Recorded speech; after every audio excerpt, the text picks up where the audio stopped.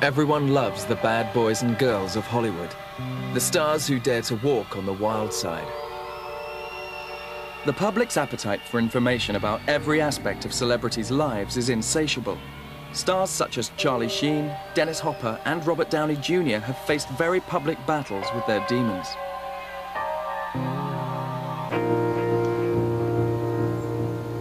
In the last 5 years, Hollywood has seen a staggering shift in recreational drug consumption.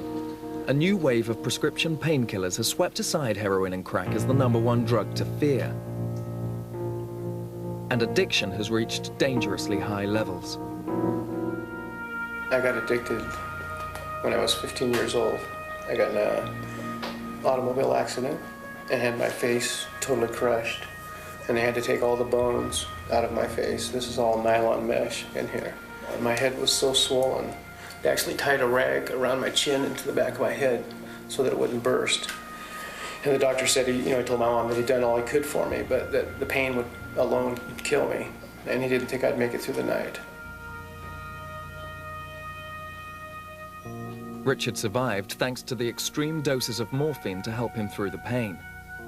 Unfortunately, Richard became addicted and began a 28-year battle with opiated painkillers, all legally obtained through prescription. In the last 3 years, no control. I started out using the Vicodin. This is a great drug. It's new, right? And it does kill the pain. But it made me so like this, like a junkie. A few times during that time, I withdrawed on my own with the help of my lovely wife, Kathy, who supported me and helped me, but I always went back. With recently slipped discs and a degenerative bone disease in his left knee, on bad days, Richard was taking the equivalent of 700 Vicodin. I would look at myself in the mirror and think, I'm dying. That's a lot of pills. That would put several people in a coma. When I got up this morning, I was going through withdrawals, so I started out with my breakfast of champions. I had about 100 Vicodin, just to feel normal. That's what I had for breakfast. With a claimed 65% success rate, this is likely to be Richard's best shot at survival.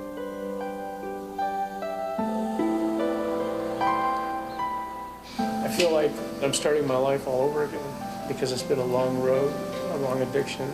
Things were just so desperate. I could tell that he really needed help.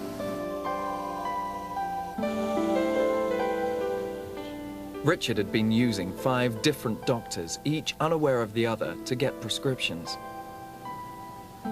He must get the Academy Award for acting or something. He would go into the doctor and come out with a bottle of 150. I couldn't figure out how he was doing it. So I knew what they wanted to hear. I knew where the back pain had to hurt. It's made me such a nervous wreck. Just worrying about him all the time. And it's just going to be so nice to not have to worry about that anymore. And we can have a normal life and we don't have to think about that. And it's going to be very good.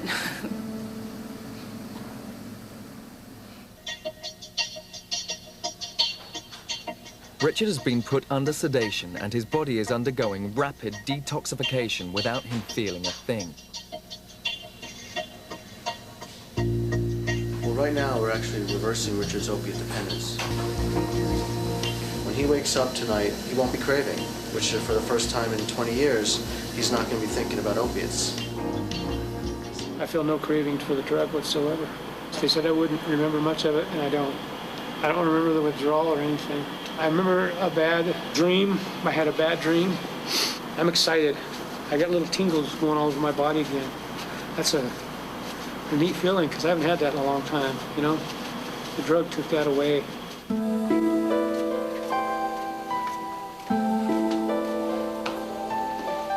Hi.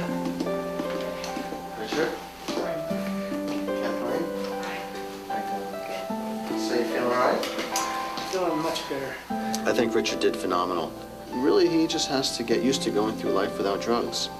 It's difficult when you take the blanket off of your brain and realize that you have to experience everything that everybody else has to experience. Sadness, joy, These are things that, were very blunted in his life.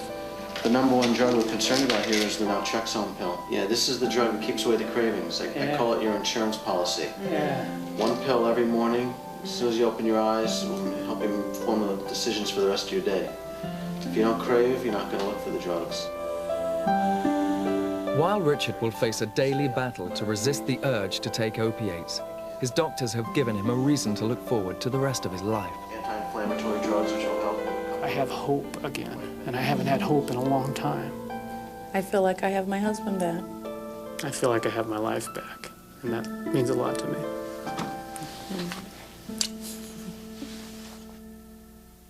And the good news is, Richard has so far managed to stay off opiates.